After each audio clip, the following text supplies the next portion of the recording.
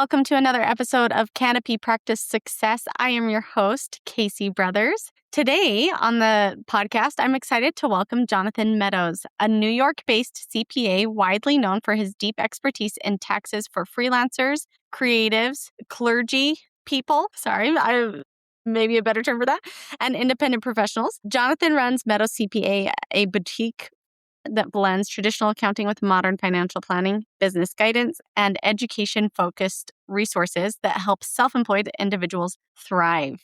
Thank you, Jonathan. Welcome. Thank you for having me today. Yeah.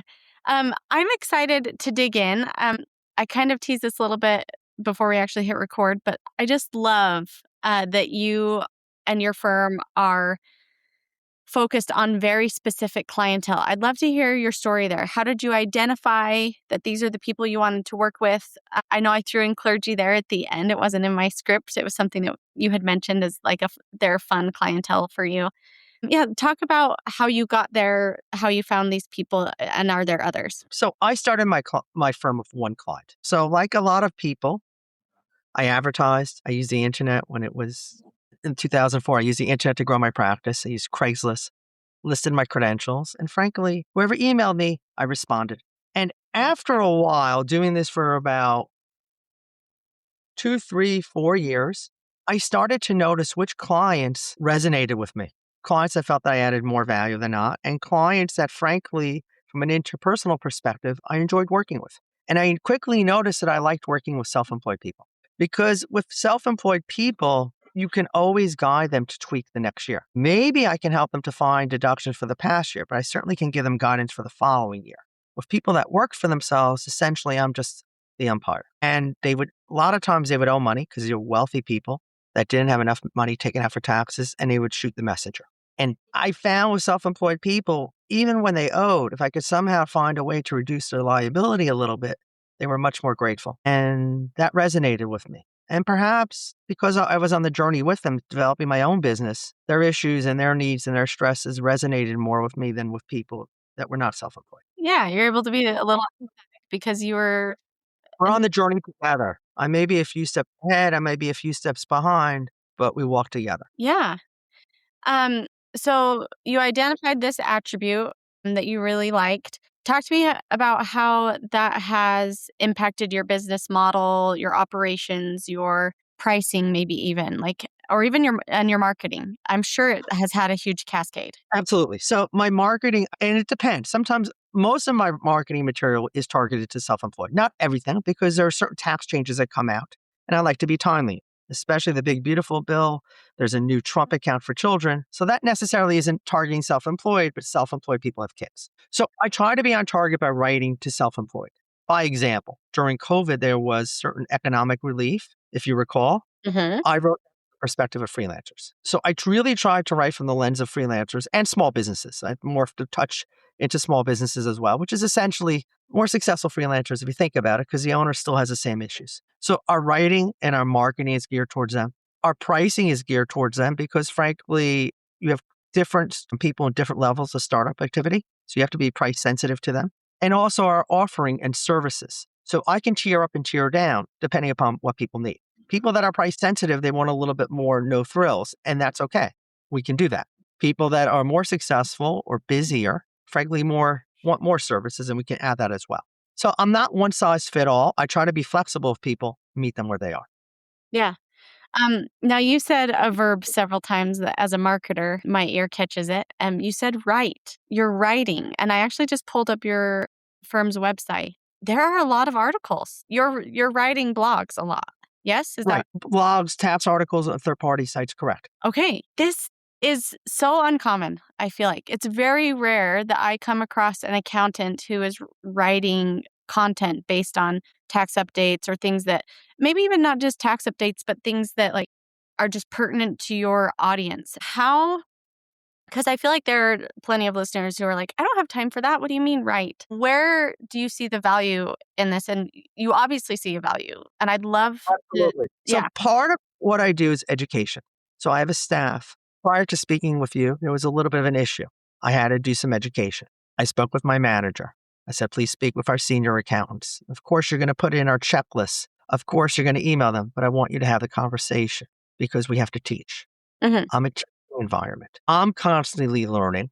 My staff is constantly learning as well. I like to write because when I write and put these articles together, I learn the material better. Yeah. So it's a teaching exercise for myself. Okay. So first and foremost, you see it that way. Have you leveraged it or do you see it positively impacting you in terms of like SEO and marketing and people, the Yes. right people finding you because you're becoming a voice on the internet of these topics? So in our business, there's two ways to get to clients. Either you go to a marketing event and you hand out cards, but Yeah. typically, when do people switch? Either they're starting out something new and they're searching for people and they find me that way, or there's an issue. So I try to speak to people's needs. So a lot of times they'll read my art. Well, so for example, I write for certain places. Some people just follow our articles, but a lot of times people are searching on what I'm writing about, Mhm. and it comes up to them. I'm essentially kind of a bit of a defensive person in the sense that I am responding to a need that they have. Yeah. That's why they're reading my article. Yeah. Or you may be aware of this as well, but like that's why to AI responses in searches, they'll leverage content like yours because I'm sure that the questions people are asking that you're answering through your written content are rather specific. And it would be really fun. Maybe I do this after to go and see some of your articles and see who else is writing stuff on similar topics because the more you little background into marketing here because I find this so fascinating and I just feel like not enough people understand the value of this and I so love that you've globbed onto this. But like the more you create domain authority on your website by creating content that's helpful, that answers questions that people do ask that Google or any other search engine leverages for an AI response, the more power your brand is given, and then the more likely people are to find you. And I wanted to highlight that because people are asking questions, especially as we're seeing these AI responses happening, whether that's in the search engine or directly within an LLM like ChatGPT, Gemini, whatever. And then that just builds this snowball effect of you putting out information that is applicable or that you're deepening your expertise because you've niched to these specific people. But then it furthers that because then people find you because of your expertise. It's just, There have been times when I search and I come across my own article. I love it. So you're doing all of the right things, Jonathan. I love it. But it takes time. It takes time, it takes effort, it takes money. You need someone, like most accounts can't write to the degree that people will appreciate what you're writing. So you need help. You need a copy editor. You have to invest in it. Yeah. Yeah. And it's okay. It's okay to get help. You don't have to do everything yourself. Say that 10 times. I'm not a bad writer, but I need help. Yeah. I'm not a bad writer, but writing an article that appeals to people, that's readable, is very different than a technical argument that I'm going to send to the IRS on a specific issue. It's a different Yeah. type of writing. But I like that you call that out too, because you have expertise that people want to understand. It's not a bad thing that your expertise is not writing. Your expertise is accounting. But you know that information, you have that passion for education first and foremost, whether it be, it sounds like, to your clients or to your staff, and disseminating that information. And hey, what's the best way for me to do that? And if I need help putting that in the form that is most easily swallowed or understood,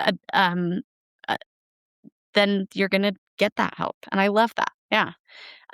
So you found this commonality. You liked self-employed individuals. You talked about writing.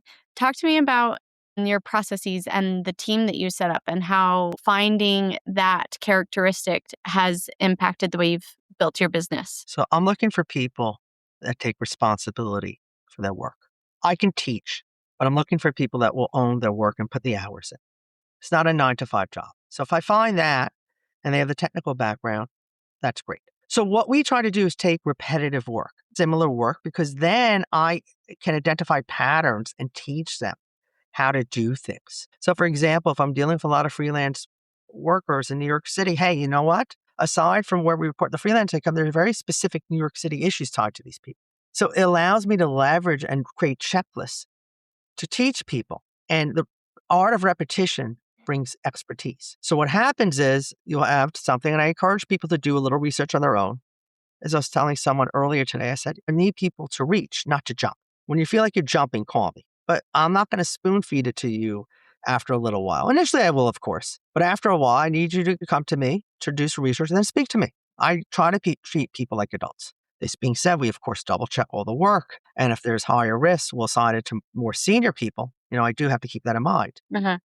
We need self-starting people that take responsibility for their work. Unfortunately, that means sometimes weekends, sometimes it means nights. That's just being the nature of being responsible. Yeah. Something that you're not explicitly saying that I think is worth calling out is the word delegating. And that when you delegate, I love that you mentioned checklists because you don't need to delegate something,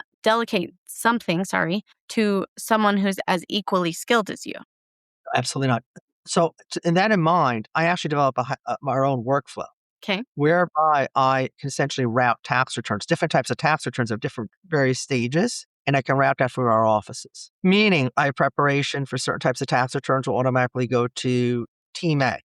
Other Hmm. types of tax returns will go to Team B. Based Yep. upon risk, it will automatically go to appropriate levels of supervision. I will sort out the reviewing sometimes because I know myself and my managers will know who's more risky, who's less risky, Do you and have we'll a sort it out. rubric of sorts, or is it still is it pretty subjective or just gut feel? Certain things like certain types of tax issues we know that we have to delegate. Certain clients we just know they're more sophisticated. So again, it's also knowing your clients. You do also have to know your clients after a while.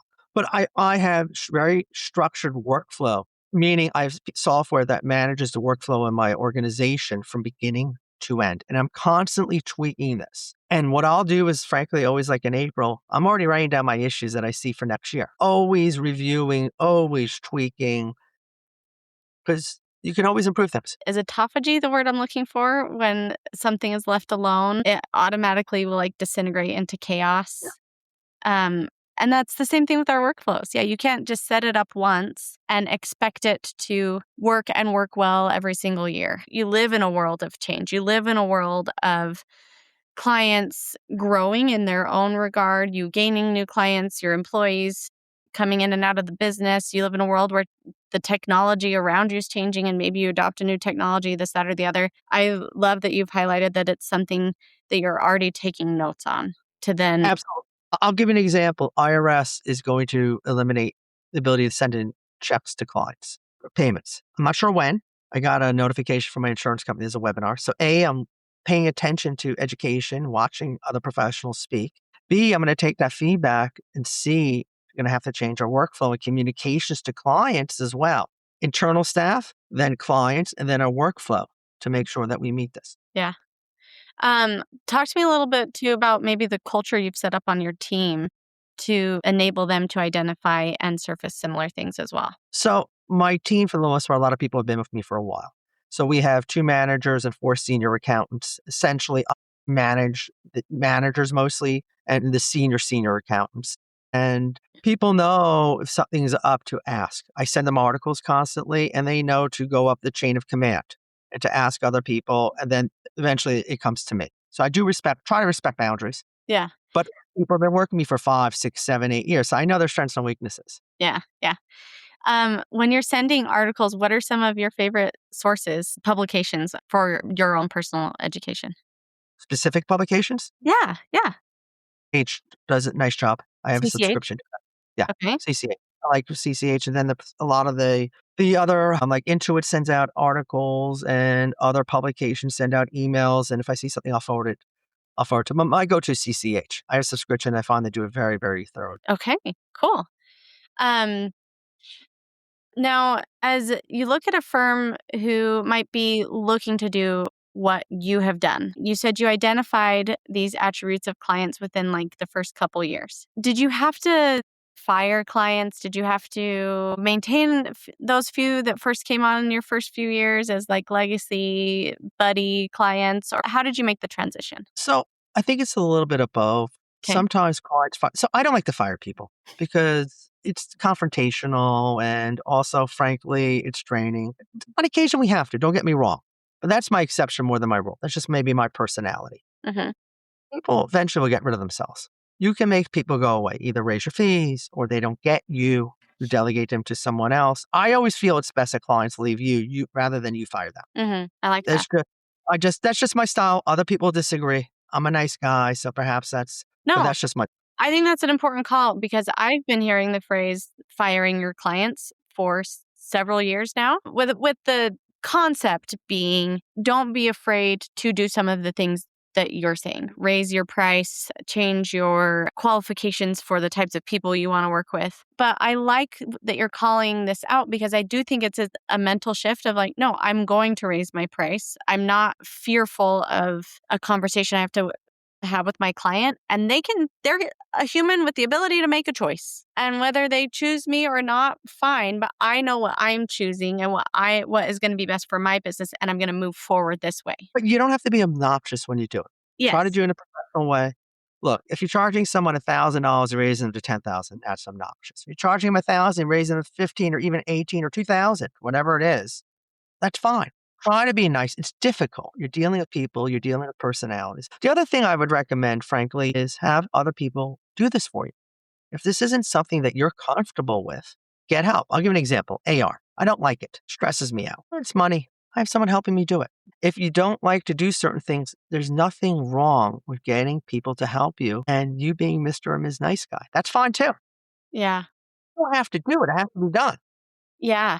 I came across this concept a while ago. I feel like applies here with you delegating something that you don't like that stresses you out.